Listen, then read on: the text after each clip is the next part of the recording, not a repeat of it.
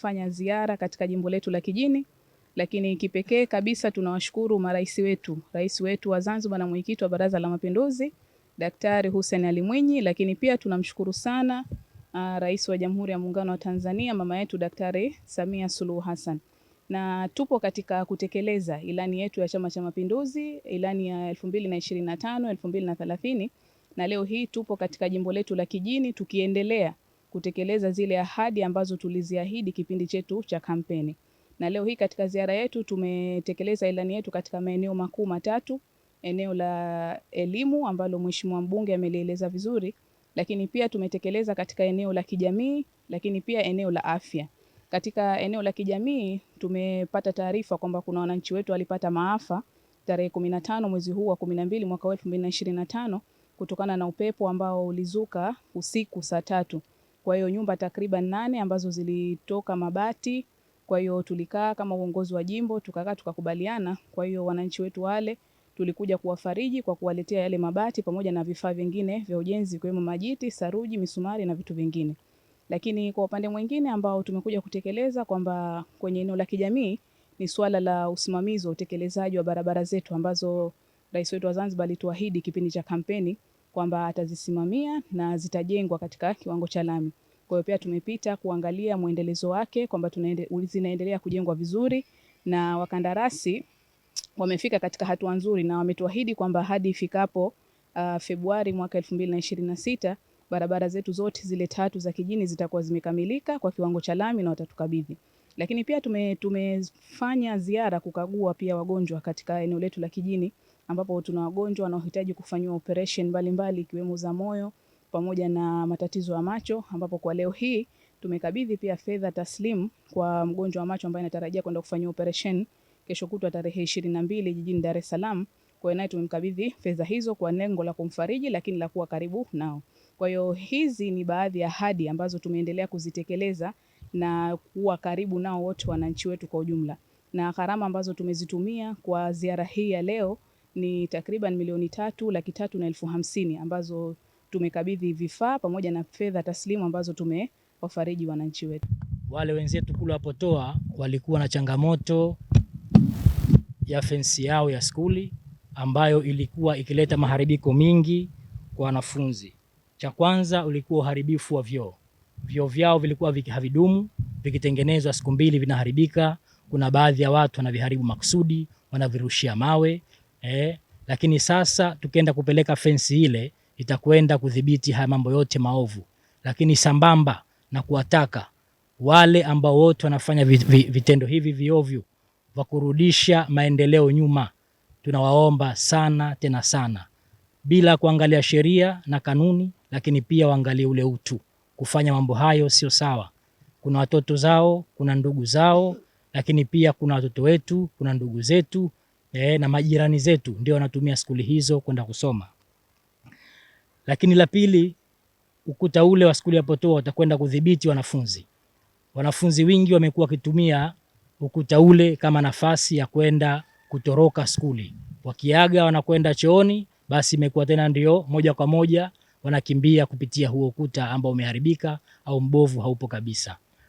Lakini la tatu, tunaungana marais wetu wawili kutokomeza ukatili wa kijinsia. Walikuwa kuna baadhi ya watu ambao sio waaminifu wanatumia ukuta ule au ubovu wa ukuta huo kupenya, kuingia kwenye vyoo, kuwasubiria watoto wa kike wakati wanakwenda vyooni na kuleta yale matokeo ambayo si mazuri ya ubakaji na udhalilishaji. Kwa kweli hilo jambo sio zuri hata kidogo, tumelikemea. Tangu siku hizo, baada ya kupita kuwasikiliza hawa watu shida yao hiyo, tuliguswa sana na tuliumia sana. Tukasema miongoni mwa mambo ambayo mapema tutakwenda kuyasawazisha basi ni jambo hilo la ukuta, na leo tulifanya hivyo. Tumewachangia matofali 500 na ujenzi na vitu vya ujenzi vingine vyote, na kesho rasmi ujenzi huo unaanza na kwenda kuwaepusha wanetu na majanga hayo. Lakini pili, tumekuja hapa Kigomani. Skuli hii ni ya msingi, skuli ya Kigomani ambayo ina wanafunzi wengi. Wanafunzi wengi wanakosa nafasi. Kwa hiyo tumeona ni jambo la busara kwamba tuje, kwa sababu wananchi wenyewe tayari wameshaanza na nguvu ya kujitolea kuja kujenga skuli hii. Kama mnavyoiona hapa, inaonekana na madarasa 5.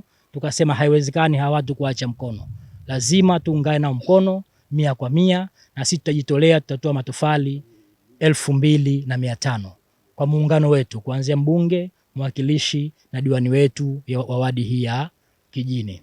Hapo mwanzo kulikuwa na uharibifu mkubwa sana wa vyoo, ambapo watu tofauti wanapita kwa ajili ya kuharibu vyoo, lakini pia usalama wa watoto kutokana na masuala yaliyoingia hivi sasa ya udhalilishaji ulikuwa ni mdogo.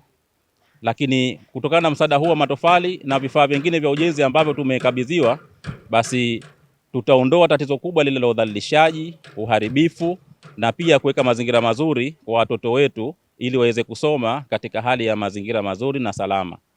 Kwa hiyo tunawashukuru sana waheshimiwa kwa kuleta msaada huu, na tunawapongeza kwa sababu ni mara yao ya kwanza kulikamata jimbo, lakini ndani ya kipindi kifupi wameanza utekelezaji wa ilani ya Chama cha Mapinduzi katika nyanja tofauti, ikiwemo sekta hii ya elimu, kwa sababu ni miongoni mwa sekta ambazo zimo katika utekelezaji wa ilani ya uchaguzi. Nashukuru ndugu mbunge, ndugu mwakilishi. Nashukuru pia kwa msaada mkubwa aliotufanyia sheha wa shehia wa Kijini kupata mtikishiko Jumanne tarehe 15 usiku saa 3 za usiku. Ilitokea hali ya hewa ya upepo usiku saa 3. Kutokana na upepo ule, mimi binafsi nilikuwa na nyumba 2. Nyumba moja iliezuliwa na upepo ikabwagwa chini. Nyumba ya pili iliezuliwa pamoja kwenda jingine. Kwa hiyo watoto ndani walikuwepo, watoto 4 wamelala chumba kimoja, lakini nashukuru Mungu, nashukuru hata Mwenyezi Mungu pia kuniwekea usalama wa watoto wangu. Wapo salama na mimi baba yao pia nipo salama. Kwa hiyo sina budi Mheshimiwa mbunge, Mheshimiwa mwakilishi kutufariji haya mabati haya na majiti, kutuwezesha kupata makao.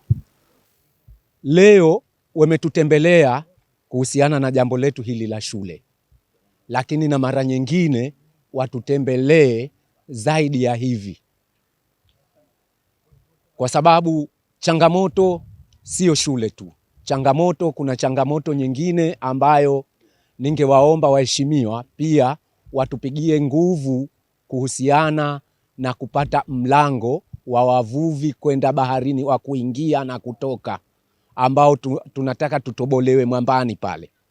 Unajua wananchi wangu wa Matemwe Kigomani, asilimia kubwa kazi yao ni uvuvi.